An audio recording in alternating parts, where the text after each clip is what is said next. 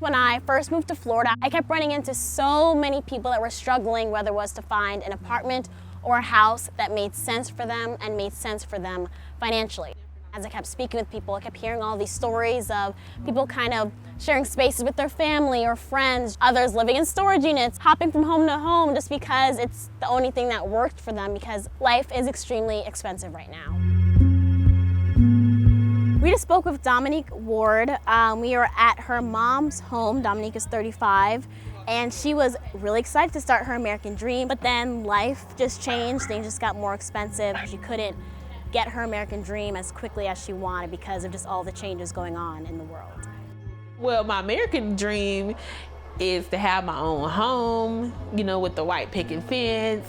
You know, who all don't wish to have that, but I feel like that's a fairy tale. You have to go what you can afford or whatever. So who wants to work 2 jobs for the rest of their life? I know I don't. Here we have Dominique, who went to school, has 2 jobs, one in the medical field, and she still had to make a drastic decision and take what she feels is a step back. I never really imagined once I moved out was to come back home again, but circumstances had to make me come back home. How does it feel for you to be able to swallow that pride a little bit, accept the reality of what the market is and how it impacts you, and say, I'm going to go back home until it makes sense to leave? Well, honestly, I didn't want to come back home. I wanted to stay on my own. At the end of the day, put on your big girl drawers and do what you got to do. Good morning. Good morning, how are you? We are near the Sky Lake neighborhood right now. We just finished speaking with a woman named Deborah. Her and her husband found herself in some interesting living circumstances, is the best way they would explain it.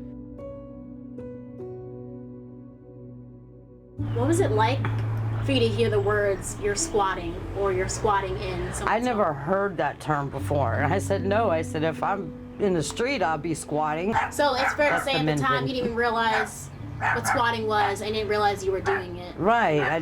We didn't have nowhere to go. I mean, we literally slept and rode around in U-Haul for 16 days. She's a former restaurant manager, currently on disability, bringing in nearly $1,700 a month with her partner. Everything went up, but the checks are staying the same. I mean, the rent is sky high, gas is sky high, everything is sky high, but the disability and Social Security is staying exactly the same. So how can we afford something that we could afford last year and the year before that? And, you know, how can we do that? Not everyone has the experience of seeing a vacant home and saying, I'm going to make that my home. What was it like for you that that's your It was reality? scary.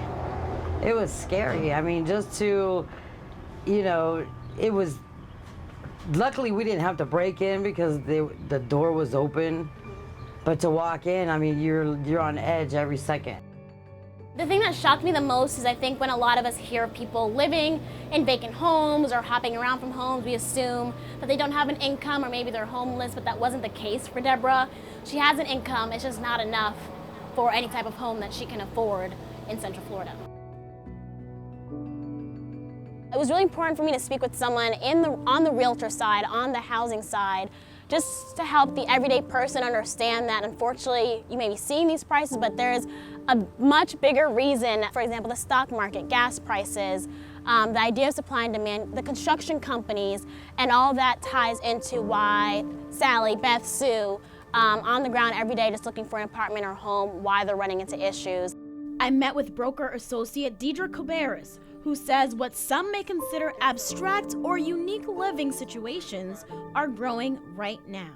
Is it one circular aspect that's impacting everything? I think the increase of every cost that is steadily rising is causing families to just say, you know what, let's pool all of our resources together and see what we can do.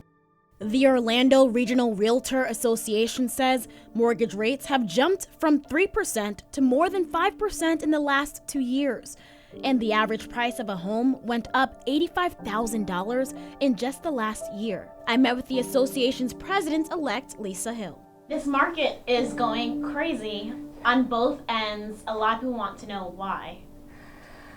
Well, you know, that's a great question. I think that, the inventory has been so low, and so it's all about supply and demand.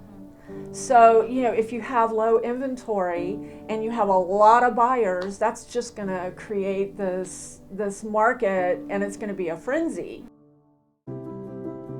Koberis and Hill tell me the market is starting to stabilize with more construction and supply coming in. Well, you know what? We're on our way now. Okay. We're starting to see that market stabilize a bit.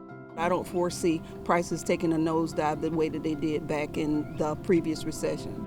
For people like Dominique, she thinks about her next immediate move, which she now sees is not too far away. I never thought I would see the light at the end of the tunnel. I thought I always see darkness.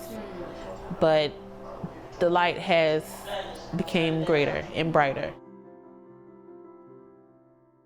Hey there, I'm Martha Sagowski. If you like the content we produce here at Channel 9, make sure you like and subscribe. Thanks.